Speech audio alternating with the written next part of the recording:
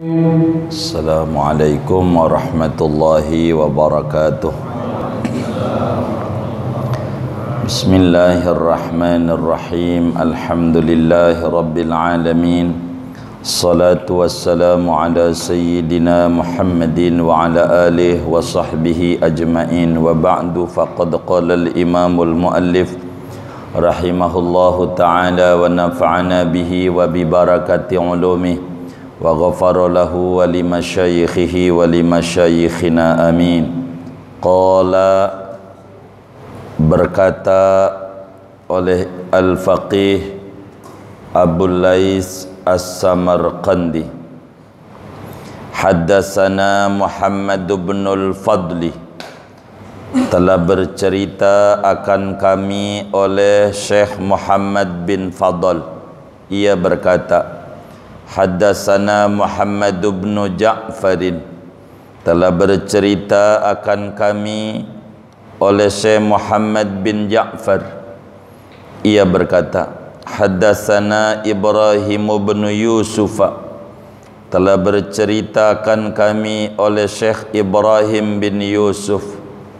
Haddatsana Al-Hakam bin Yaqub, ia berkata telah berceritakan kami oleh Syekh Al-Hakam bin Yaqub an Isa bin Musayyab, daripada Isa bin Musayyab, an Yazid Ar-Raqqashi, daripada Yazid Ar-Raqqashi. Qala, berkata Yazid, idza udkhila ar-rajulul qabra qamatis salatu an yaminihi waz zakatu an shimalihi wal birru yudhillu alaihi was sabru yuhajju anhu yaqulu dunakum sahibakum fa in hajajtum wa illa fa ana min waraihi. Idza udkhila ar-rajulul qabra, apabila telah dimasukkan oleh seorang laki-laki, yakni mayit, al-qabra, akan kuburan, yakni pada kuburan, qamatis salatu an yaminihi, maka berdiri oleh salat di sebelah kanannya laki-laki, waz zakatu an shimalihi, dan berdiri oleh zakat di sebelah kirinya, wal birru, adapun kebaikan, yaitu menaungi oleh kebaikan atas laki-laki itu, was sabru, adapun sabar, yaitu menghalang-halangi, membela daripada laki-laki itu. Yaqulu, berkata oleh sabar, dunakum sahibakum, tolonglah olehmu, ambillah olehmu, asal maknanya khudhu, tolonglah olehmu sahibakum, akan sahabatmu. Fa in hajajtum, maka jikalau menang hujjah oleh kamu, wa illa, kalau tidak menang hujjah, fa ana min waraihi, maka adapun aku, kata sabar, yaitu di belakangnya laki-laki. Yakni in istata'tum an tadfa'u anhul adzab, jikalau mampu oleh kamu akan bahwa menolak oleh kamu daripada laki-laki akan azab, fadzaka zahirun.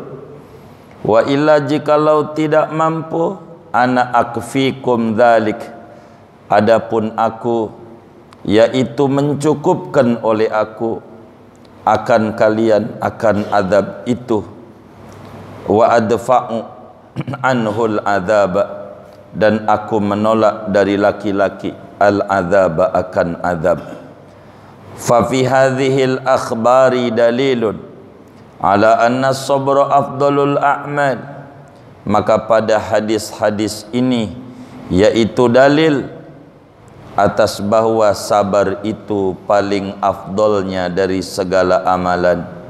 Wallahu ta'ala yaqulu, dan Allah subhanahu wa ta'ala yaitu berfirman, innama yuwaffas sabiruna ajrahum bighairi hisab, hanya saja disempurnakan, yakni diberikan oleh orang-orang yang sabar akan ganjaran mereka bighairi hisabin, dengan tanpa perhitungan. Wallahu a'lam bissawab. Segini kita bedah dulu.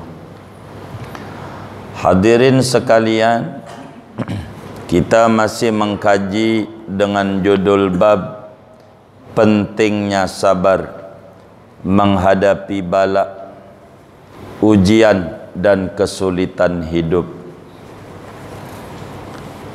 Malam ini kita mengkaji hadis maqtu'. Kata Imam Al-Faqih Abu Laith As-Samarqandi, saya punya guru namanya Muhammad bin Fadl telah bercerita kepada saya. Begitu kata beliau, guru saya punya guru namanya Muhammad bin Ja'far. Muhammad bin Ja'far, dia dapat cerita dari gurunya namanya Ibrahim bin Yusuf. Ibrahim bin Yusuf dapat hadis dari gurunya namanya Hakam bin Yaqub. Hakam dari gurunya namanya Isa bin Musayyab. Isa bin Musayyab dari gurunya namanya Yazid Ar-Raqqashi. Yazid Ar-Raqqashi ini adalah seorang tabi'in besar.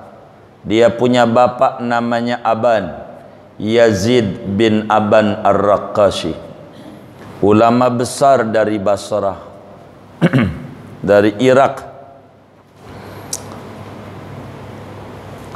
ahli pidato, ahli bercerita, seorang tabi'in. Tabi'in itu murid sahabat.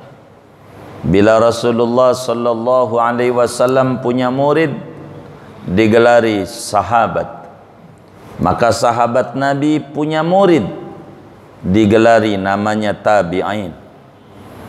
Yazid bin Aban Ar-Raqqashi, seorang tabi'in besar. Banyak beliau punya guru. Salah satunya Sayyidina Anas bin Malik radhiyallahu ta'ala an. Anas bin Malik punya guru Rasulullah sallallahu alaihi wasallam. Maka Yazid Ar-Raqqashi namanya cicit Nabi dari guru, cicit ilmu. Kan Nabi punya anak murid, anak muridnya punya anak murid. Yazid Ar-Raqqashi adalah tabi'in. Orang bisa menjadi tabi'in bila tulul muddah, ngajinya lama sama sahabat. Tapi kalau sahabat biar sebentar ketemu Nabi, itu langsung menjadi sahabat dengan ketentuan-ketentuan, syarat-syarat sahabat. Itu begitu. Yazid bin Aban Ar-Raqqashi tidak jumpa dengan Rasulullah sallallahu alaihi wasallam. Tidak, dia berjumpanya dengan muridnya Rasulullah, Ibnu Abbas, gurunya Yazid. Anas bin Malik karena ke Kufah, umurnya lebih 100 tahun. Anas bin Malik, anaknya banyak, 127 orang anaknya Anas. Ngaji nggak usah ngundang tetangga, anak aja memantu udah 300, betul nggak? Banyak begitu. Ini muridnya Anas banyak. Anas bin Malik 2200-an hadis yang beliau sampaikan kepada umat. Ini Yazid Ar-Raqqashi bercerita nih, enggak nyampein ini hadis dari gurunya, gurunya dari Nabi, enggak. Dia bilang sendiri.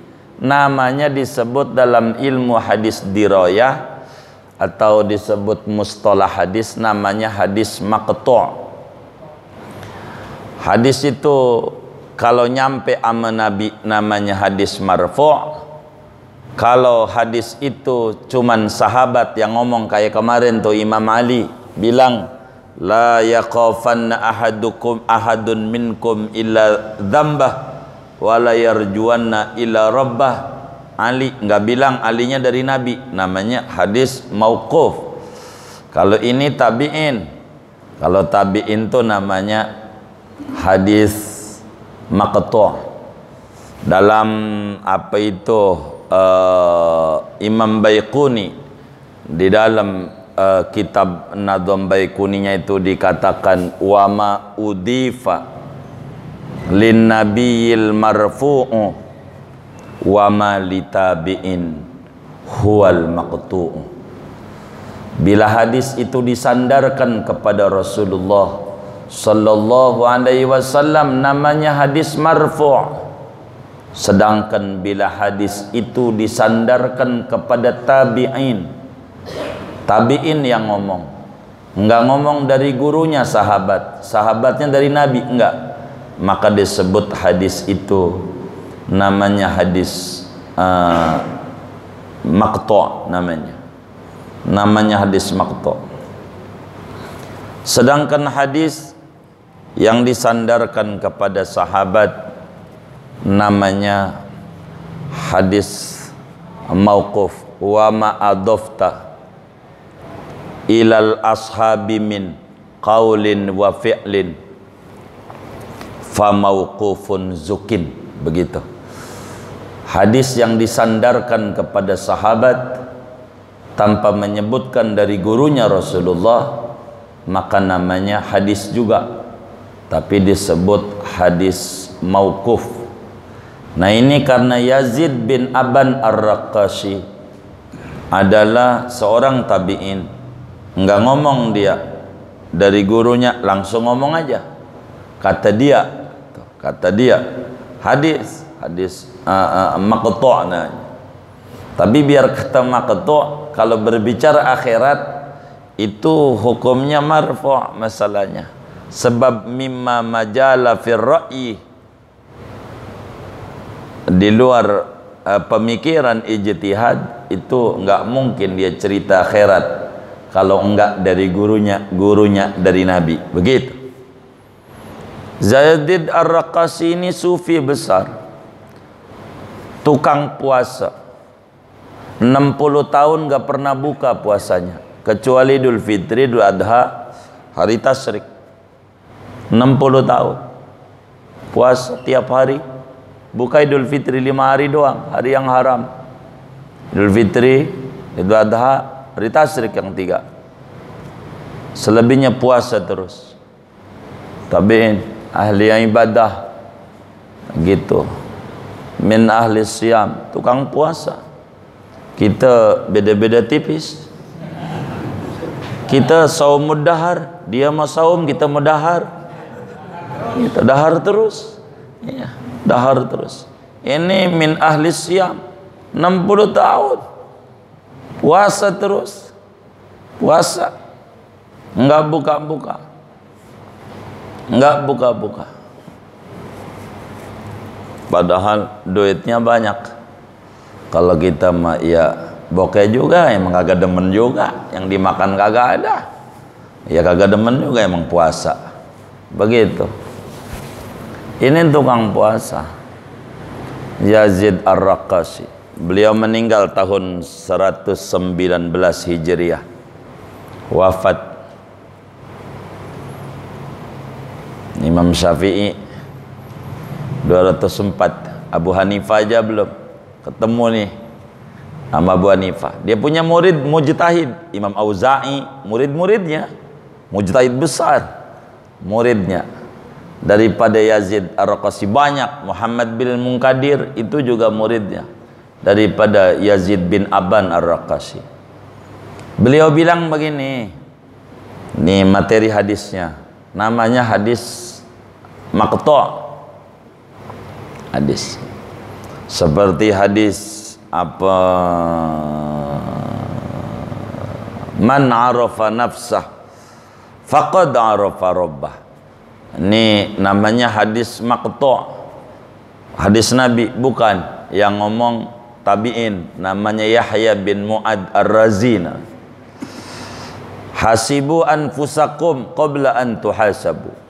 Orang pidato bilang hadis Nabi, dia tidak baca hadis namanya, ngarang-ngarang. Itu hadis mauquf, Umar punya omongan, tidak dari Nabi. Harus, tidak bisa kita main sandarin ke Nabi aja, ini bukan Nabi punya, begitu. Tidak, Umarnya nggak bilang sami'tu Rasulullah, tidak ada. Qala Umar hasibu anfusakum qabla an tuhasabu. Hadis kan tidak boleh sembarangan, biar kita tidak dusta sama Rasulullah, bahaya.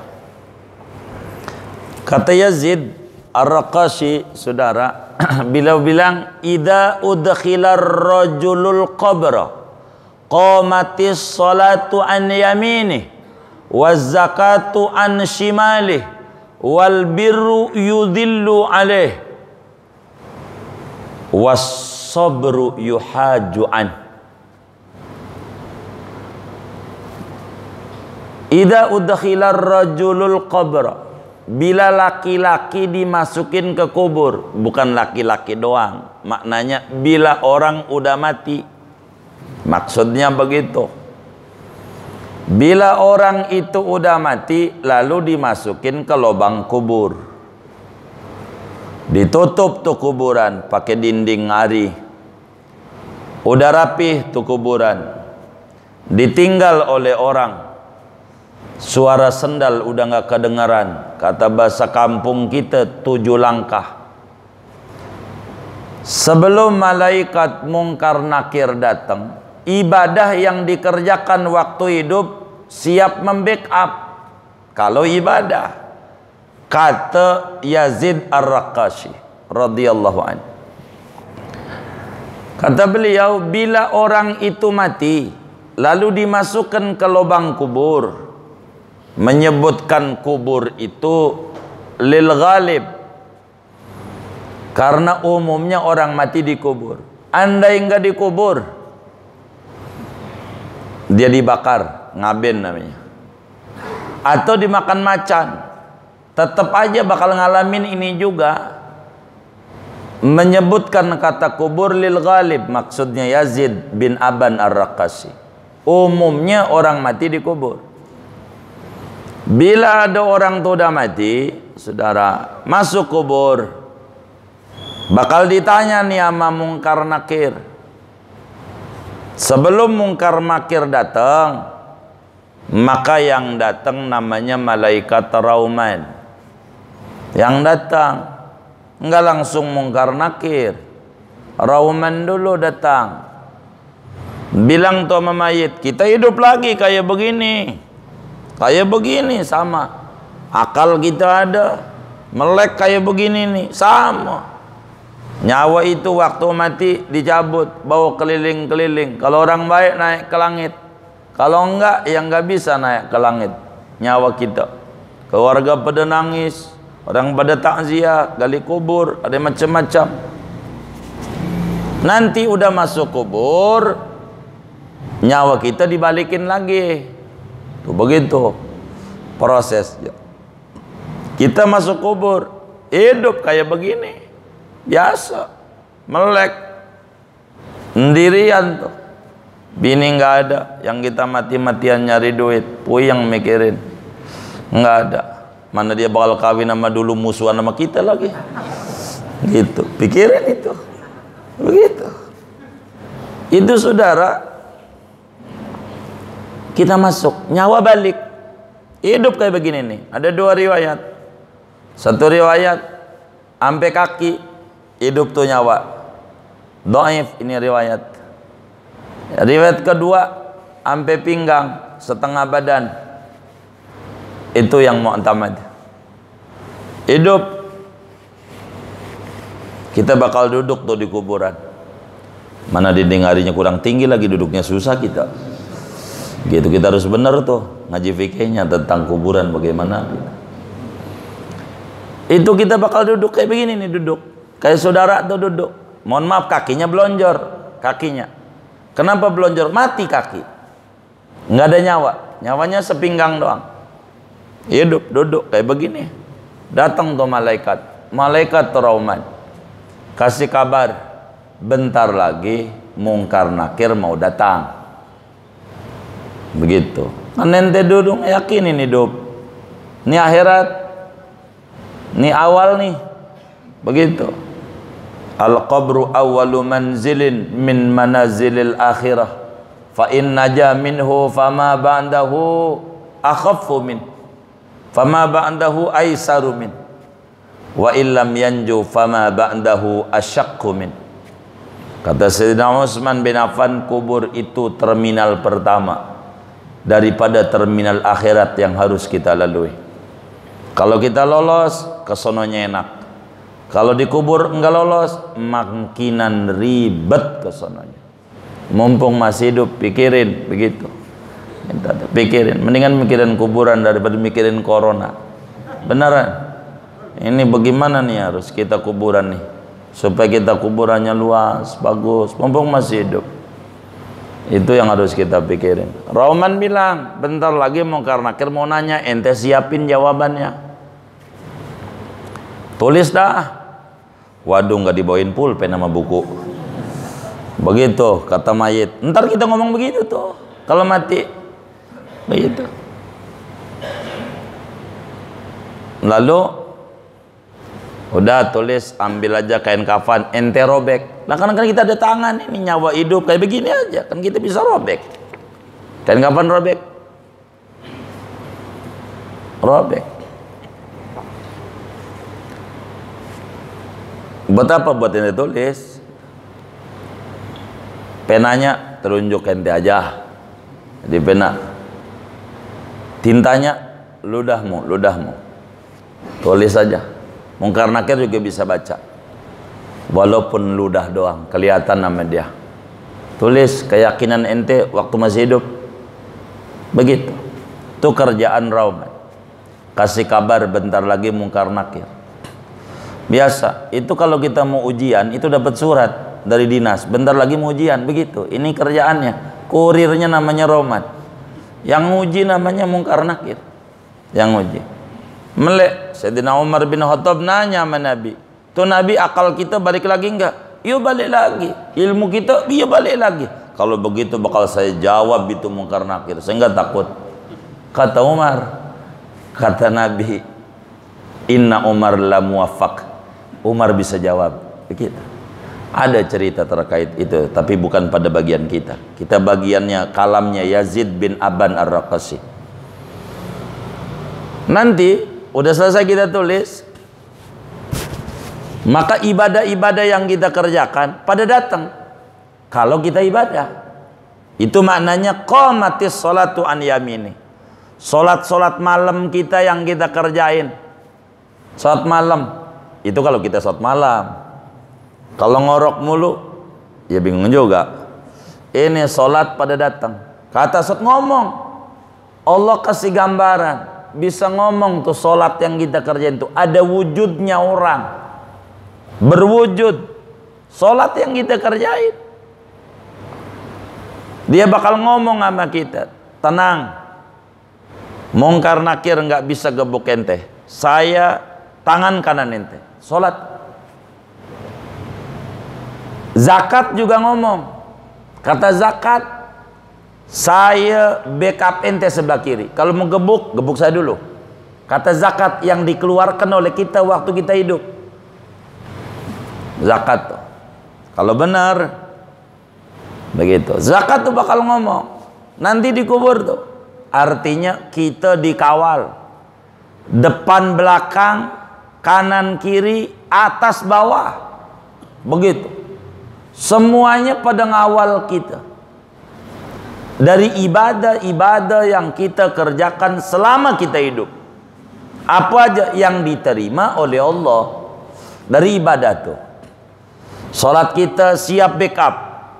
Zakat kita siap backup. Kebaikan-kebaikan kita yang lain, apa nolong orang atau bersihin got, kerja bakti itu apa aja. Kebaikan-kebaikan itu adanya di atas kepala kita, mayungin kita. Kalau bahasa orang jadi helm kita. Di atas kita.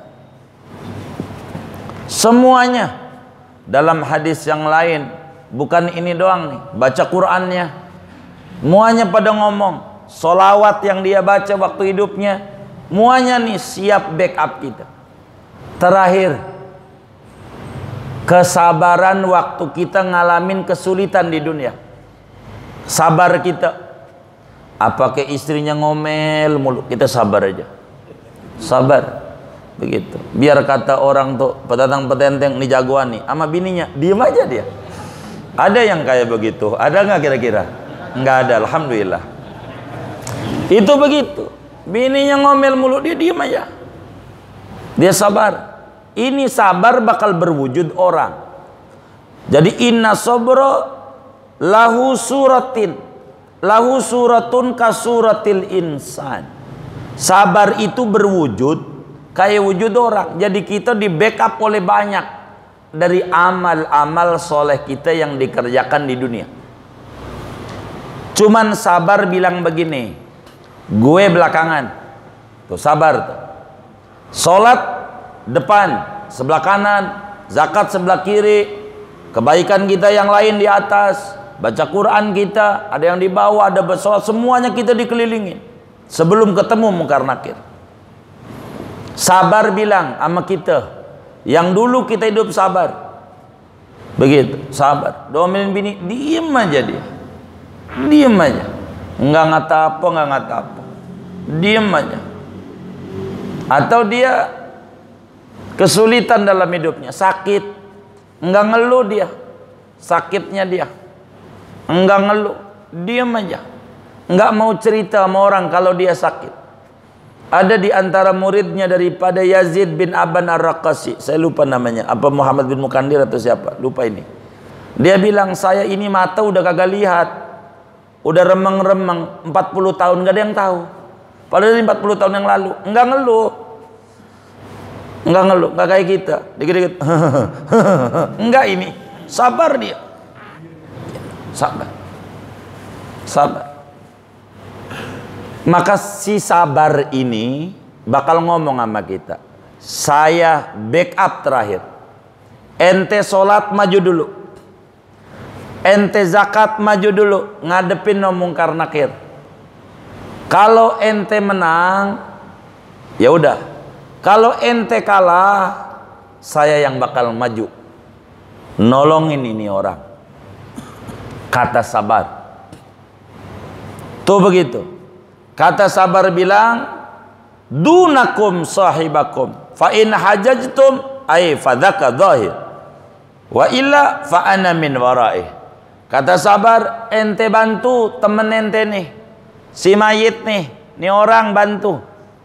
Kalau ente menang, ya sudah, alhamdulillah. Kalau ente bakal kalah ngadepin Munkar Nakir, ane yang maju terakhir, begitu, terakhir yang maju tuh begitu. Jadi sholat segala macam tuh pangkatnya prajurit kecil, pangkatnya sholat tuh. Maka Quran di surat Baqarah Allah bilang wasta'inu bis sabri, sholat itu sabar dulu. Sabar ini yang paling tinggi. Habis sabar baru sholat. Maka yang paling tinggi belakangan. Belakangan nongolnya. Belakangan. Biasa ceramah-ceramah aja begitu. Kayak yang itu belakangan dia taruh belakang aja gitu.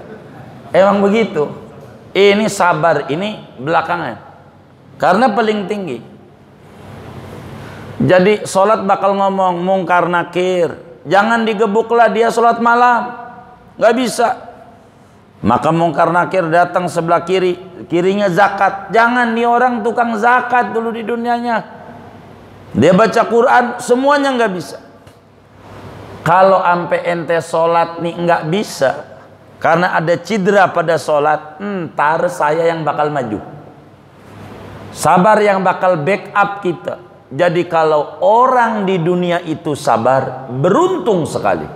Tuh begitu maksudnya. Dengan judul bab. Yang penting kita sabar dalam menghadapi berbagai cobaan hidup. Kita orang nih, kata Yazid Ar-Raqasi, kudu sabar. Sebab sabar ini backup yang paling terakhirnya backup.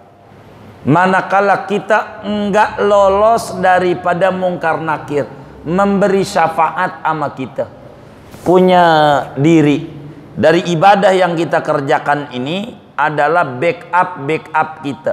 Ibarat senjata, peluru kita. Peluru sholat kita tembakin, istilahnya. Peluru zakat masih nggak mempan juga, mentok peluru terakhir. Itu namanya sabar. Jadi sabar bakal bilang, ini stata'tum an tadfa'u anhul adab. Kalau ente sholat, zakat, baca Quran, baca sholawat, mampu menolak nih orang dari adab Allah, ya sudah beres. Tapi kalau enggak, saya yang bakal maju karena saya nih orang dulu di dunia sabar. Jadi kalau kita di dunia ini sabar, beruntung. Beruntung banget. Ngadepin apa aja sabar. Kita kudu sabar. Baik itu di dalam menjalankan ketaatan, maupun kita di dalam menjauhi kemaksiatan, maupun menghadapi cobaan-cobaan hidup. Biasa.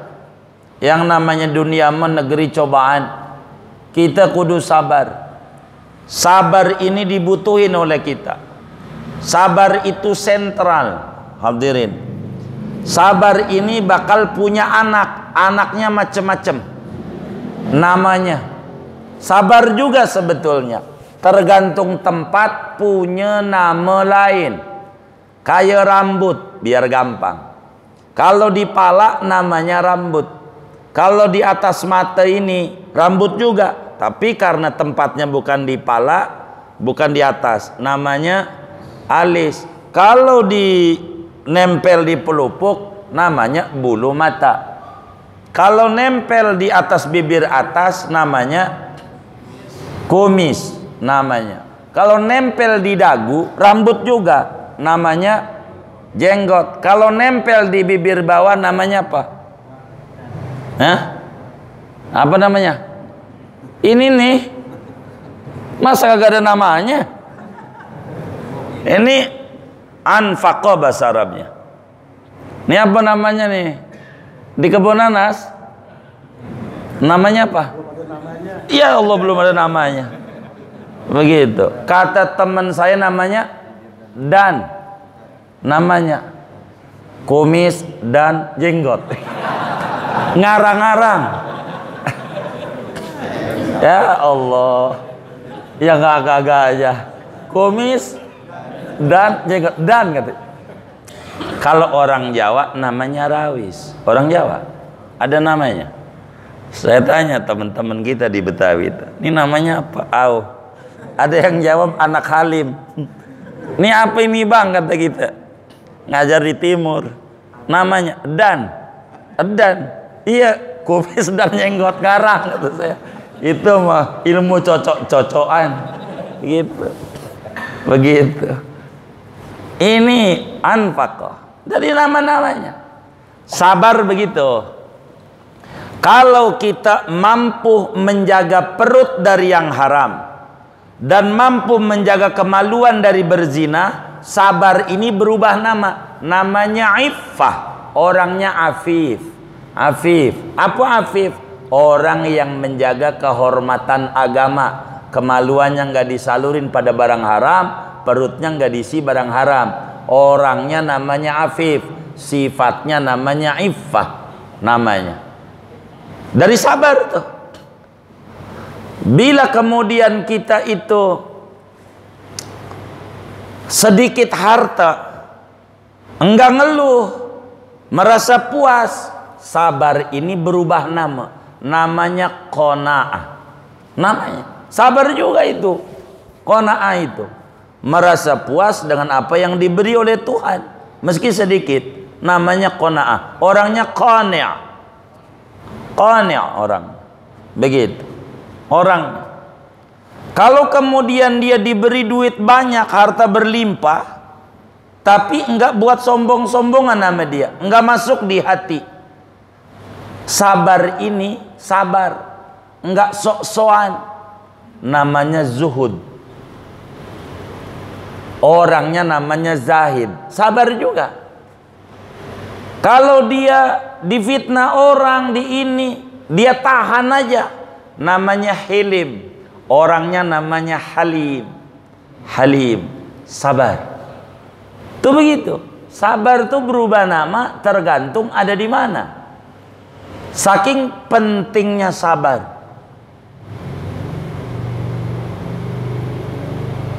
Makanya Quran bilang ista'inu bis sabri. Kenapa sabar disebut duluan? Karena ini lebih penting. Sabar ini, solat bagian daripada sabar. Sebab fi'lu ta'ah, solat salah satunya, itu juga kudu sabar. Gitu. Maka dalam ayat yang lain itu, wa'mur ahlaka bis solati wastabir alaiha. Kudu sabar dalam solat. Makanya ista'inu bis sabri was solat. Solat aja kudu ada sabar. Begitu. Maka sabar ini luar biasa. Di dunia itu namanya cobaan nggak ada berhenti, nggak ada. Normal. Dunia memang begitu. Cobaan itu sudah menjadi karakteristik dunia. Karakternya memang udah ada cobaan dari sebelum kita lahir. Begitu. Dunia itu masalah, iya, kita aja masalah. Hidup itu masalah, masalah. Begitu. Masalah. Jadi kita harus memahami. Kita orang nih asalnya dari tanah, iya, kalau melihat dari Adam alaihi salam. Tanah. Dan sifatnya tanah berbeda-beda. Ada orang rese mulu, megelin. Mungkin dia dari tanah sengketa dicipranya. Rese banget hidupnya. Rese kan bisa saja. Ada orang demennya belanja mulu dari Tanah Abang, jangan-jangan. Ini belanja mulu. Kan begitu ya kan. Ini kita orang tuh kudu sabar ngadepi cobaan hidup. Nggak ada yang nggak diuji, nggak ada.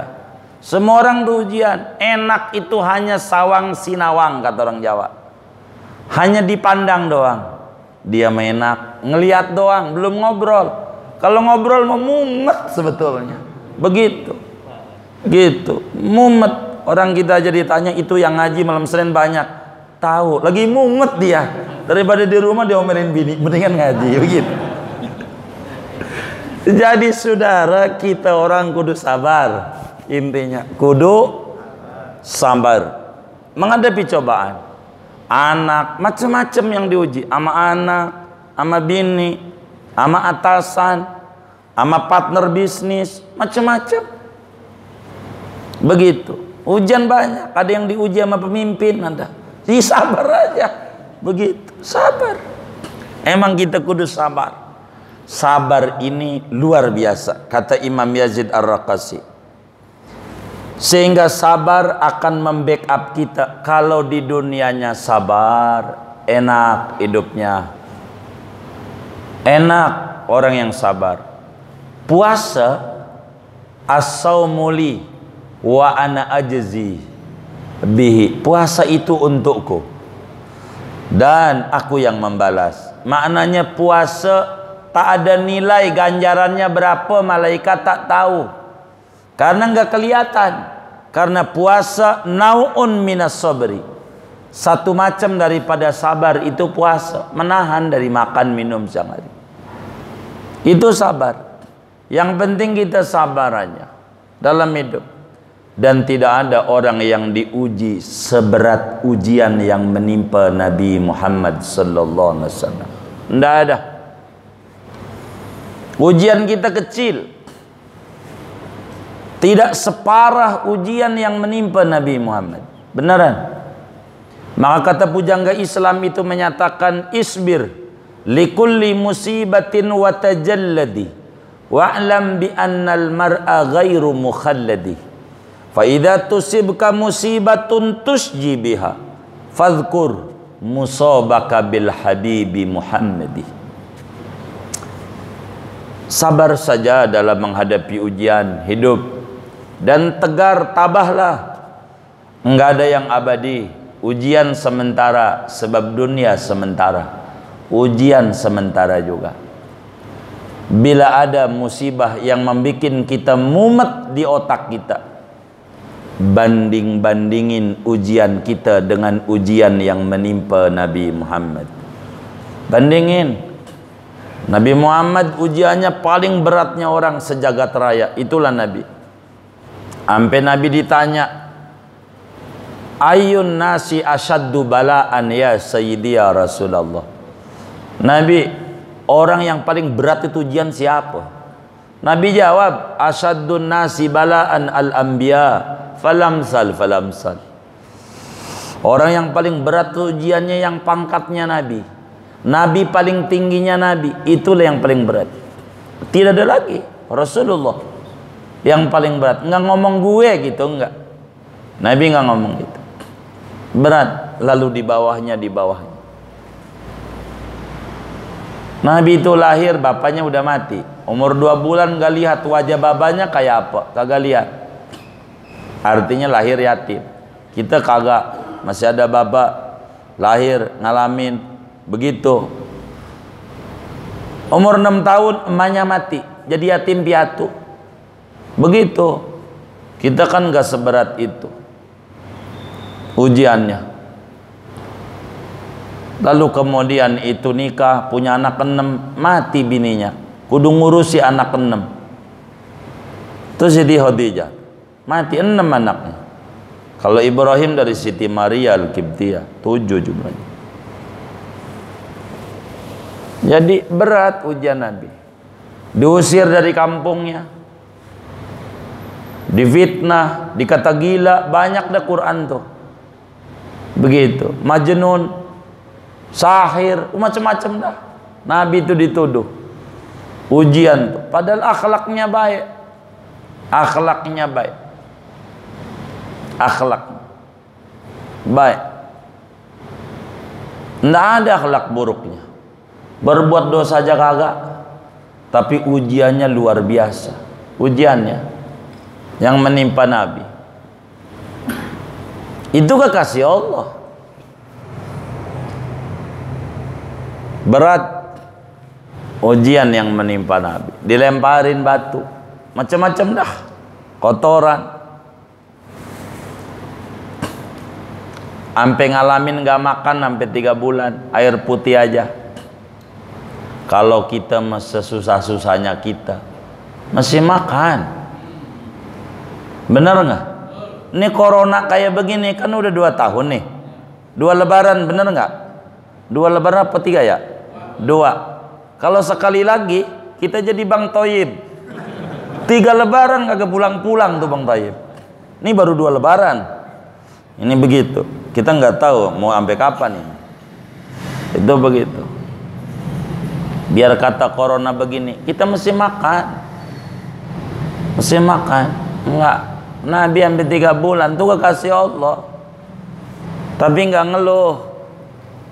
Kata Nabi, orang yang paling berat ujiannya Musa alaihi salam. Nabi Musa berat. Kecil dibuang sama maknya. Ikut sama orang. Mana orang yang paling kejamnya orang lagi? Iya. Kata Nabi, Nabi bandingin dirinya sama Musa, itu yang jadi tenang. Kita begitu. Kata ulama, wa idza tusibka musibatun tusji biha fadhkur musabaka bil habibi Muhammadi. Bila Anda dapat musibah berat, bandingin sama ujian yang menimpa Nabi. Enggak ada apa-apanya. Enggak ada apa-apanya kita, enggak ada apa-apanya. Enggak pantas kita ngeluh, enggak pantas. Ini corona sialan dangkalan doang, nggak usah gitu. Apaan lagi? PSBB, PPKM gitu. Apa itu PPKM? Para penceramah kagak manggung begitu. Ini kurang ajar nih. Shh, diam aja. Jangan dicatat. Diam aja. Sabar aja. Sama mau juga.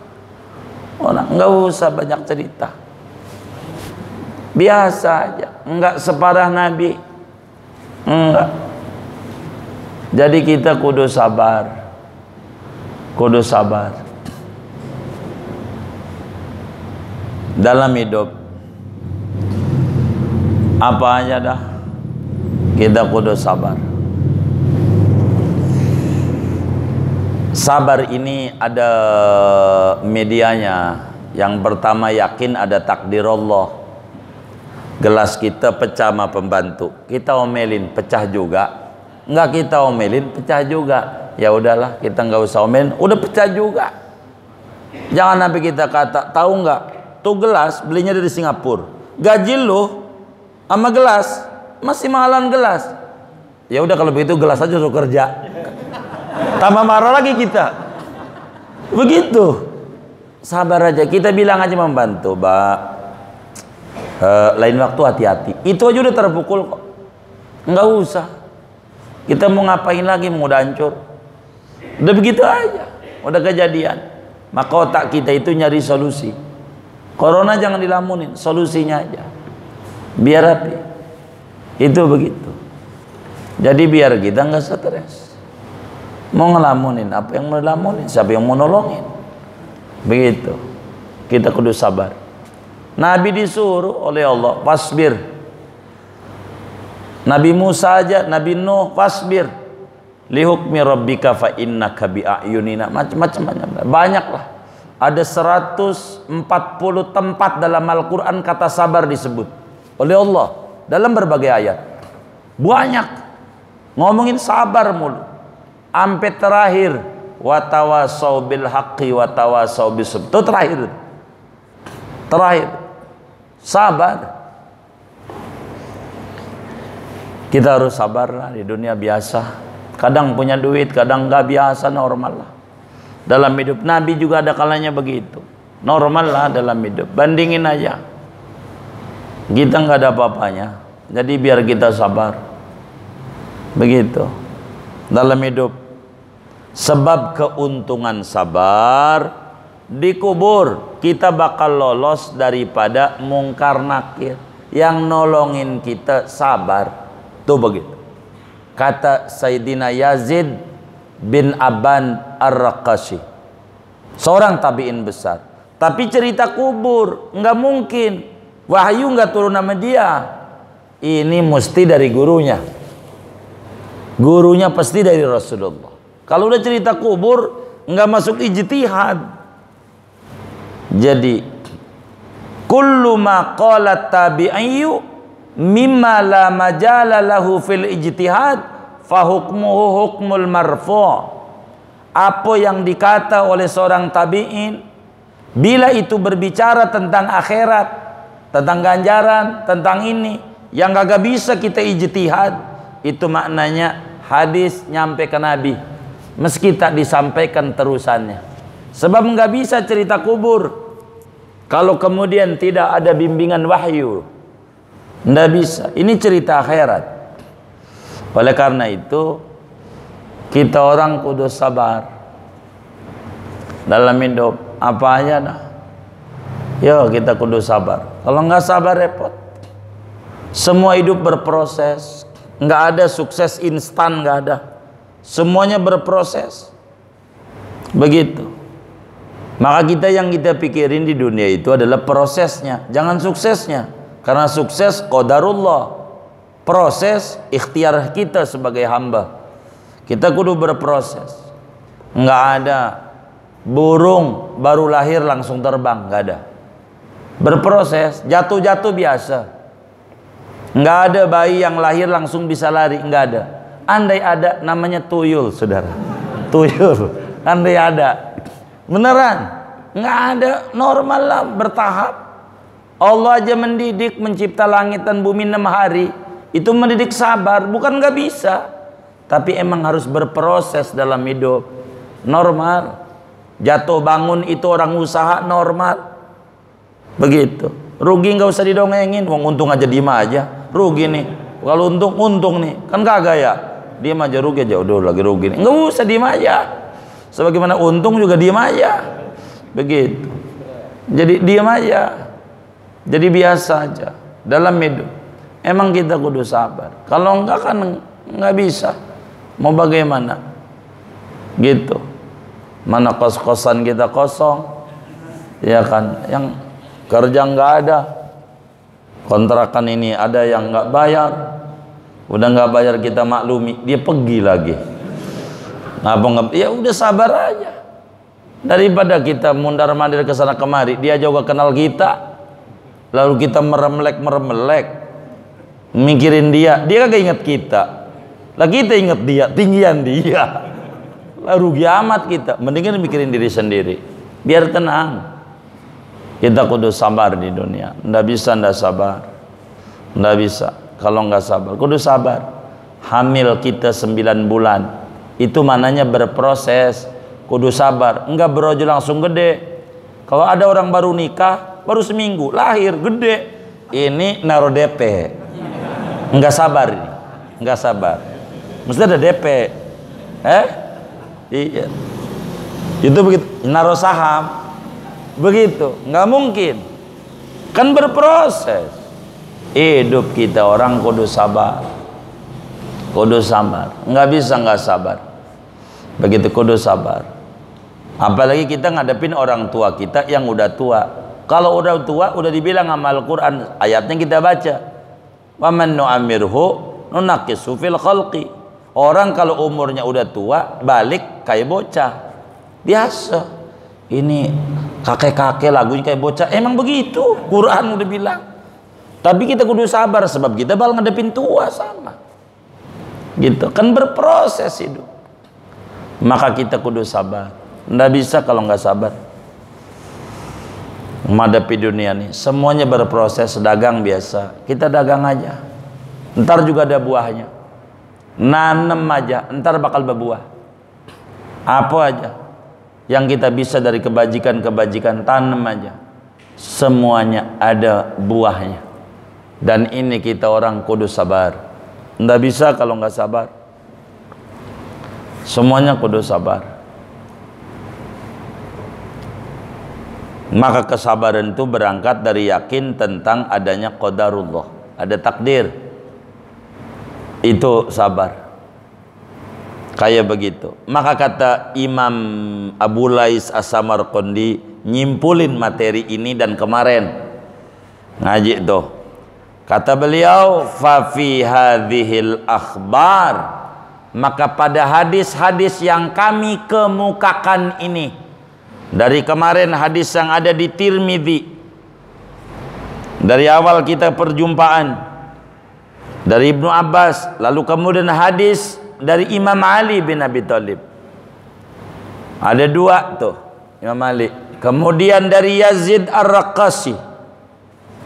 Pada hadis ini dalilun, ada dalil bukti, satu tanda-tanda yang nyata dan jelas tentang apa? Annas sabra afdalul a'mal, bahwa sabar itu ibadah paling tingginya ibadah. Enggak ada lagi ibadah yang paling tinggi, sabar. Sabar saja. Sabar. Lihat Nabi Ibrahim alaihissalam, itu punya anak Ismail. Kalau mau dibuka sejarahnya 80 tahun wiridnya. Wiridnya 80 tahun. Wiridnya. Apa yang dia wirid? Rabbi habli minas solihin. Tuhan, anugerahkan aku anak keturunan yang tergolong anak yang soleh. Dia nggak minta anak, tapi anak yang soleh. Jatah nggak ada. Enggak berhenti doa. Sesudah 80 tahun doa, Allah kasih kabar gembira. Fabasyarnahu bighulamin halim. Sesudah 80 tahun, kami kasih kabar gembira Ibrahim bighulamin, dengan anak laki-laki halim, yang sabarnya luar biasa. 80 tahun. Lah kita tahajud, dagang lagi rugi, sepi. kayak begini. Datang ke kiai, kiai bagaimana ini? Kata kiai, tahajud aja 4 rakaat ya. Suratnya udah surat langganan. Hafal nggak? Kuliah kulhu, itu hafal. Langganan, ya udah itu aja yang ente hafal. Seminggu ya, seminggu. Begitu kata kiai. Udah 3 hari nggak ada perubahan, 4 hari nggak ada perubahan, berhenti. Nggak sabar kita, nggak sabar. Ngambek sama Allah, kata Allah, ngambek sama gue, tambah gue kagak kasih, yang minta aja banyak. Begitu kata Allah. Kita kudu sabar. Nabi Ibrahim 80 tahun minta keturunan, tuh Nabi nggak dikasih 80 tahun. Nabi Ibrahim enggak ngeluh, enggak lama ya, enggak begitu. Itu tidur sama bininya, nggak kayak kita. Pengen punya anak di Masjid Nurul Anwar aja, wirid aja, bini kagak dikelonin, mana punya anak, kagak bisa. Itu tidur juga sama bininya, nggak punya anak, 80 tahun, lama itu. Tapi Ibrahim dengan kesabarannya 80 tahun sebentar, karena sabar. Nggak lama bagi orang sabar. Apa kata Nabi Ibrahim? Saya kasih nama Ismail. Isma itu pengijabahan. El itu artinya Tuhan. Ada gereja namanya Betel, rumah Tuhan. Immanuel, iman kepada Tuhan. El itu artinya Tuhan dalam bahasa Ibrani. Seperti di Injil Perjanjian Baru Matius pasal 15 itu, kata Yudas, Eli Eli lama sabaktani, dalam bahasa Yunani. El itu artinya Tuhan. Ismail hasil pengijabahan Allah. 80 tahun kasih nama, ini anak ijabahan Allah. 80 tahun kita tahajud seminggu nggak berubah, warung kita berhenti gitu. Ini nggak manjur nih amalan, begitu nyalain amalan aja begitu. Itu kayak begitu. Enggak, ini sabar. Kata yai kita, annas sabra afdalul a'mal. Sabar itu ibadah paling tingginya ibadah. Amalan macam-macam amalan apa aja, yang paling tinggi sabar. Banyak itu ditulis dalam kitab ulama. Qisasus Shalihin. Orang punya bini cerewet kayak apa, dia sabar jadi wali, didemenin sama Allah. Kalau sabar, udah diem aja. Kita harus pahami kodratnya. Laki-laki dari Adam tuh ada mingkem, Adam. Perempuan tuh dari Hawa, mingkem apa mangap tuh? Mangap. Kalau bini kita mangap mulu, emang Hawa begitu. Udah biasa, begitu biasa. Yang kayak begitu. Jadi kita yang sabar aja, biar nggak ribut. Malu ribut mulu. Apalagi kita sebutin apa namanya, yang di Ragunan keluar sama bini begitu, kirdun loh begitu. Itu berat omongan kayak begitu. Ada yang bilang anjing loh, ini berat banget. Nanti kalau dia malam akur, dia tidur sama anjing. Kan anjing loh kata kita gitu. Habis ribut akurnya tempat tidur lagi gitu, entar ribut akurnya tempat tidur lagi. Ada yang kayak begitu, ada enggak ada, alhamdulillah. Jadi saudara, annas sabra afdalul a'mal. Oleh karena sabar itu ibadah tertingginya ibadah. Sabar itu ibadah paling tingginya ibadah. Maka balasannya, kata Imam Abu Lais As-Samarqandi, Anda bisa lihat dalam surat Az-Zumar ayat 10. Kata beliau, lihat apa yang Allah persiapkan bagi mereka yang sabar. Allah dengan tegas, innama yuwaffas sabiruna ajrahum bighairi hisab. Orang yang sabar itu balasannya kagak bisa dihitung-hitung. Sulit jumlah hitungannya berapa ganjaran yang diberikan sama orang sabar. Allah kata bighairi hisab, tanpa ada kalkulatornya lagi, digitnya habis untuk mengukur ganjaran sabar. Puasa aja bagian daripada sabar. Maka dalam satu tafsir Syekh Nawawi Al-Bantani dalam tafsir Munirnya memaknai wasta'inu bis sabri ay saumi. Ada tuh salah tafsirnya dari Mujahid mengambilnya. Puasa itu bagian dari sabar. Al-imanu nisfani, nisfun fis syukri wa nisfun fis sabri. Dan puasa bagian dari sabar. Maka Allah kata berbicara ganjaran puasa, as-saumu li wa ana ajzi bih. Saya yang balas. Berapa? Enggak tahu malaikat. Kenapa? Karena puasa bagian dari sabar.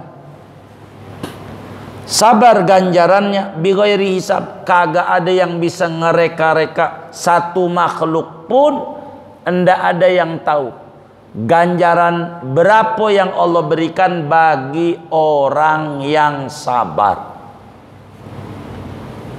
Jadi kita harus latihan. Jadi ada sabar, ada sabar, ada namanya sobar, tasobbaro, latihan sabar dulu, latihan. Ya kita kalau sabar langsung berat, karena sabar itu taufik dari Allah. Allah berikan dia mengelola dirinya. Bagaimana? Kudu sabar. Sebagai penutup tentang sabar, sebelum ngomongin ganjarannya, ada cerita menarik. Ada seorang ayah punya anak 6, tapi dia termasuk rumah tangga yang ikut program tunji. Hiji tahun hiji bocah. Jadi per tahun satu anak. Jadi nikah baru 7 tahun, anak udah 6 anak. Begitu banyak, masih kecil-kecil. Dia kerja dan sudah menjadi adat kebiasaan kalau pulang kerja jam 8 malam copot sepatu, dia makan. Selalu begitu, makan selalu di rumah. Itu dia begitu nih orang, makan di rumah. Sore itu anaknya rewel. Maklumlah anak banyak. Kalau udah sore, ayam aja kalau udah sore udah berisik. Anak apalagi banyak kayak begitu. Berisik anaknya macam-macam. Jadi yang gede tuh baru umur 5 tahunan. Yang gede. Jadi anak 6 nih. Jadi 6 anaknya. Jadi anak umur 6 tahun gitu. Yang gede. Jadi SD kelas 1 lah istilah kita. Yang gede. Jadi sore itu anaknya rewel, jadi belum keburu masakin. Maka istri yang cerdas, bagaimana dalam waktu singkat supaya siap makanan, nggak ada cara kecuali bikin telur mata sapi. Tahu nggak telur mata sapi? Telur apa namanya? Telur ceplok. Iya, begitu. Itu cara yang paling cepat, sebab ditaruh doang di wajan, kasih garam dikit, udah jadi. Itu paling cepat. Dia lagi goreng, anaknya nangis, yang kecil. Airnya ditinggal, gosong. Telur tuh gosong, gosong, gosong telur.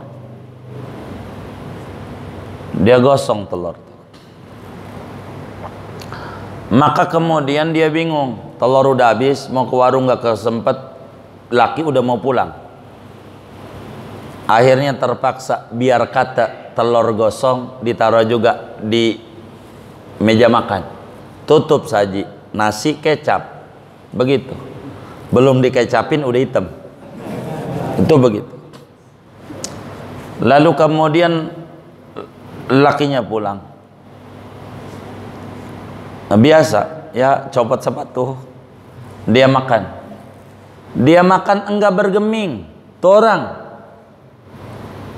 pakai telur mata sapi gosong. Lalu bininya keluar dari kamar, habis netain bocah tuh, dia bilang, dan si kecil nih anak yang umur 6 tahunan ikut sama mamanya. Kata bininya, bang maafin, telurnya gosong. Apa jawab ini laki? Saya itu paling doyan banget makan telur mata sapi gosong. Begitu jawaban. Ada yang diletuk, apa ya begitu? Enggak ada yang di sini, enggak ada yang diceritain ini. Enggak ada yang di sini nih. Yang saya cerita ini orangnya enggak ada. Enggak ada yang saya cerita ini orangnya. Ada ini kisah nyata. Dia bilang, saya doyan banget telur mata sapi gosong. Itu anaknya mikir, enaknya kayak apa ya? Gitu. Yang umur 6 tahun nih yang gede.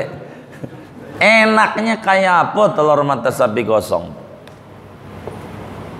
Jadi selesai makan, dia duduk biasa begitu, karena dia doyan ngerokok juga. Karena orang doyan ngerokok punya hadis, nikmatul udud ba'da dahar. Jangan dicatat, ini direkam lagi. Hadis palsu, hadis palsu, palsu itu. Iya, palsu. Hadis maudhu. Iya, maudhu. Gitu. Orang Sunda kayaknya ngomongnya udud sama dahar ini. Bukan orang Jawa ini perawinya ini. Dia duduk depan TV. Dia bilang sama anaknya, kamu tidur, besok sekolah. Kata anaknya, ya izin, boleh saya ngomong. Begitu kata si anak yang gede. Lalu dikata ayahnya, oh boleh. Ada apa anakku? Dia bilang, ayah kalau saya nanya ayah marah. Enggak, ente mau nanya apa? Benar, ayah doyan telur mata sapi gosong. Kalau benar doyan, enaknya kayak apa? Ini penasaran wong bocah. Maka sang ayah yang tadi nyuruh tidur, nyuruh duduk. Anakku duduk, duduk, duduk. Begini,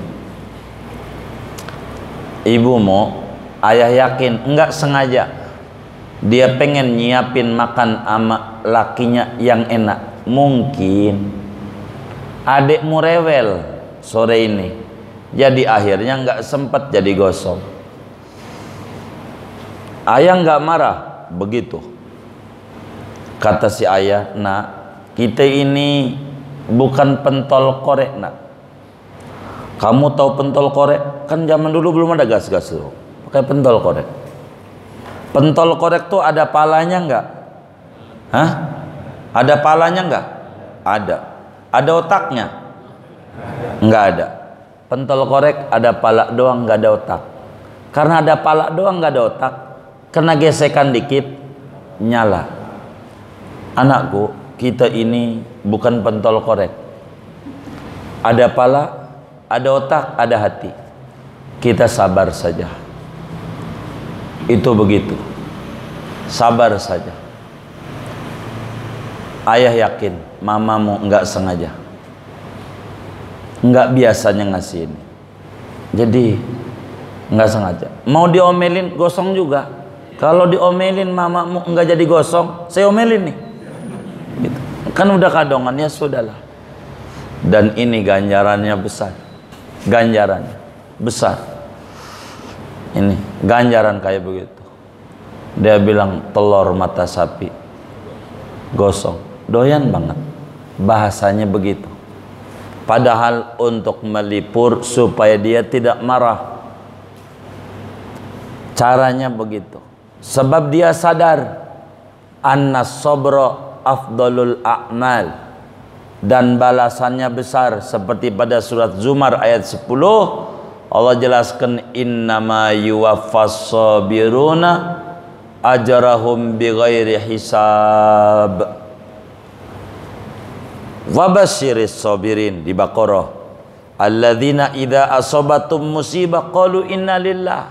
Ya udah kadongan.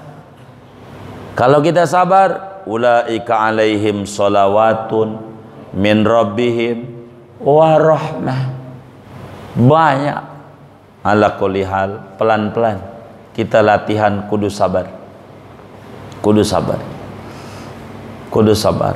Hidup berproses, sukses tidak instan. Kita harus belajar, harus sabar, pelan-pelan. Fa insyaallah bakal ketemu. As-sabru bit tasabbur wa innamal hilmu bit tahallum wa innamal ilmu bit ta'allum. Ya, sabar dengan latihan dulu, pelan-pelan, pelan-pelan. Kalau kata Muallim Syafi'i Adzami rahimallahu rahmatul abrar, kata Pak Idris bilang, kata Pak Idris, ini macet Muallim, asal kita sabar aja. Bagi orang yang sabar enggak ada macet. Begitu. Maka bahasa polisi, volumenya, ya macet mah macet aja, cuman bahasa ini biar sabar. Begitu. Jadi bahasanya begitu. Bagi orang sabar enggak ada macet. Biasanya, ini kita naik mobil di jalanan Jakarta, udah nggak pakai tajwid, nggak ada idgham, nggak ada iqlab, orang sup, ya sabar aja. Kita omelin, bangsat lu, denger juga kagak. Kalau denger aja mendingan, kan kagak dia naik motor kebut aja. Udah sabar aja. Oh mungkin saudaranya sakit, dia buru-buru, gitu aja.